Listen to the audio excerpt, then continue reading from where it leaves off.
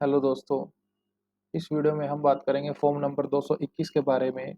ये US embassy से issue किया जाता है। तो दोस्तों, सबसे पहले तो हम समझते हैं यूएस एम्बेसी में हम वीज़ा अप्लाई करते हैं। जैसे फर्स्ट टाइम तो आप वीज़ा अप्लाई करते हो, उसमें तो इंटरव्यू की नीड होती है और वो 10 साल का वीज़ा आ जाता है, लाइक B1 B2 कैटेगरी में।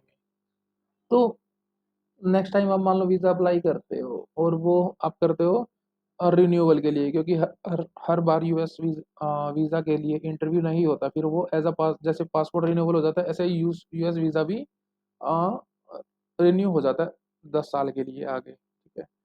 तो अभी आज तक का तो रूल यही है कि अगर आपका पहले आपके पास यूएस वीज़ा है तो आपको बार बार इंटरव्यू देने की नीड नहीं है, अगर एम्बेसी को रिक्वायरमेंट ना हो। और आपको नया 10 साल का वीज़ा आपके घर पर बाय कोरियर ही आ जाता है। आपको सिर्फ डॉक्यूमेंट्स वीएफएस में सबमिट कराकर आने होते हैं। तो अभी दोस्तों, जैसे मैंने ये एक एप्लीकेशन किया था। ये क्लाइंट का नेम है और बारकोड नंबर जो कि अपॉइंटमेंट लेटर पर प्रिंट होता है, और ये 17 जुलाई 2025 को इशू हुआ है। तो इसमें ये लोग बोलते हैं your application non immigrant visa has been refuse for section. अभी रिफ्यूज नहीं हुआ है, जस्ट अभी इन्होंने लिखा हुआ है, एक लेटर फॉर्मेट है इनका। ओके। और उसके बाद ये लिखते हैं कि please appear at embassy new Delhi unless otherwise specified below. आप नीचे इंस्ट्रक्शन के साथ आप यूएस एम्बेसी में विद दिस लेटर, इस लेटर को लेकर, with your passport, original passport को लेकर, any working day like Monday to Friday, या फिर कोई हॉलीडे ना हो government, between 8 AM to 12 PM, 8 से 12 के बीच में आप वहाँ पर जा सकते हो इस फॉर्म नंबर 221 और अपने पासपोर्ट के साथ। तो अगर उनको किसी में डाउट होता है कि फिंगरप्रिंट हमें चाहिए, तो वो इस पर टिक कर देते हैं। बट मेरे एप्लीकेंट के साथ क्या हुआ है कि उन लोगों ने बोला है you must appear for an interview with counselor officer with passport, कि आपको इंटरव्यू देने आना है काउंसलर ऑफिसर को अपने पासपोर्ट को लेकर। कभी कभी इंस्ट्रक्शन होती है अगर कोई बच्चा है कि अपने पेरेंट्स के साथ आओ, या फिर कोई पेरेंट्स नहीं है तो गार्जियन के साथ आओ। You must appear for interview on, तो वो एक डेट भी मेंशन कर सकते थे कि आपको पर्टिकुलर डेट पे आना है। ओके। अगर इनमें कुछ ऑप्शन नहीं होता तो मैनुअल लिख भी सकते हैं बाय पेन, या फिर कभी कभी 2 2 3 3 महीने भी, 4 4 महीने भी लग जाते हैं प्रोसेसिंग में। पासपोर्ट वहाँ पे यूएस एम्बेसी में रहता है।